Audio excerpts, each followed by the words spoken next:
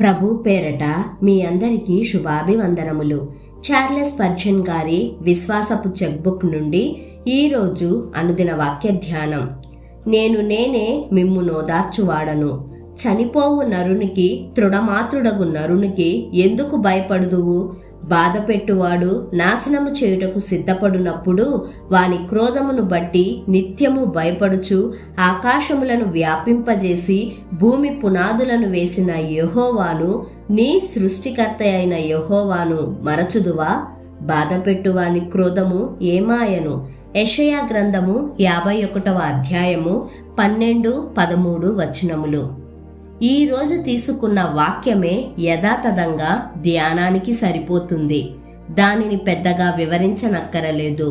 భయం చేత వణుకుతూ ఉన్న నా సహోదరుడా, ఈ వాక్యం మాటి మాటికి చదువు. దాన్ని పూర్తిగా నమ్ము. దానినే నీ ఆహారంగా చేసుకో.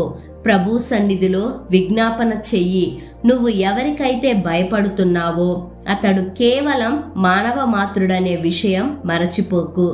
అదే సమయంలో నిన్ను ఆదరిస్తానని వాగ్దానం చేసిన వాడు సాక్షాత్తు సృష్టికర్త అయిన దేవుడని కూడా మరచిపోకు. ఆయన నిన్ను, ఈ భూమి ఆకాశాలను సృష్టించిన మహాదేవుడు. అంతులేని దేవుని ఆదరణ ముందు మానవ మాతృడు నీకు తలపెట్టాలనుకున్న ప్రమాదం ఏపాటిది?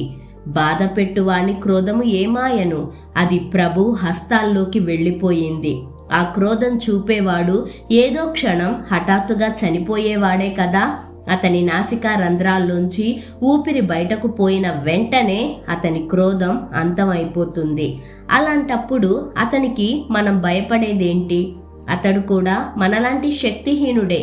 ఒక సాధారణమైన మట్టి మనిషికి భయపడడం వలన మనం అతన్ని దేవుని స్థానంలో కూర్చోబెట్టి నిజమైన దేవుణ్ణి అగౌరవపరుస్తున్నాం. అలా చెయ్యొద్దు. ఒక వ్యక్తిని మనం విపరీతంగా అభిమానించి వ్యక్తి పూజ చేయడం ఎలాంటిదో, ఆ వ్యక్తికి విపరీతంగా భయపడడం కూడా అలాంటిదే.